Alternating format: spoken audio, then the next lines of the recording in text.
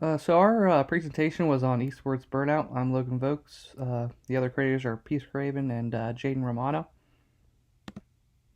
So a little bit of overview of what we'll be talking about is what is Esports Burnout, the causes of burnout, consequences of burnout, the prevalence of burnout in esports, some prevention strategies to avoid burnout, and support and resources for those suffering. So what is esports burnout? Esports burnout is described as mental or physical exhaustion. Those who experience esports burnout end up devaluing, losing interest, or resent the esports played or esports in general. Those who exhibit esports burnout feel a reduced sense of accomplishment and are more likely to play worse or at a lower level than usual. So some causes of burnout: playing the game frequently for long periods of time, pressure to perform well through practice and competition, pressure from teammates, fans, sponsors, and their team, and outside factors that create stress for someone combined with their work. Consequences of burnout: there's degradation of mental health, sickness or physical health issues, poor performance in competition, shorter esports career potential, and negative effects on personal relationships. So the prevalence of burnout in esports. Burnout is really prevalent in esports, and some professional players have retired to cope with it. A study of 453 esports players found that burnout was significant, with 38.3% of players at high risk, 28% at medium risk, and 33.8% at low risk. Burnout is common in esports because of the long hours required to compete at a high level. And to reiterate this, a retired professional player, Dennis Fong, said gaming pressure deters players from pursuing romantic relationships and taking time off from gaming. Players are basically told, you have to play this full time now. Players are set up to live with fellow gamers in shared homes where they practice constantly.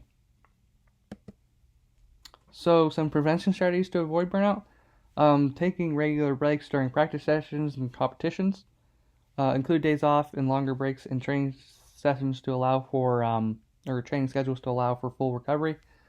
Promote physical exercise to maintain physical health. Get 78 hours of sleep and eat a nutritious diet to maintain energy levels. Maintain a supportive team environment where players feel comfortable. And foster relationships outside of the esports environment to prevent isolation.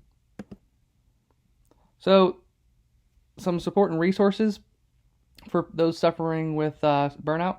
There's peer support, which is connecting with fellow esports players who understand the unique pressures of the industry, and this can be incredibly beneficial. There's professional help, such as therapists or counselors who specialize in sports psychology, and they can offer valuable insights and coping mechanisms tailored to your situation.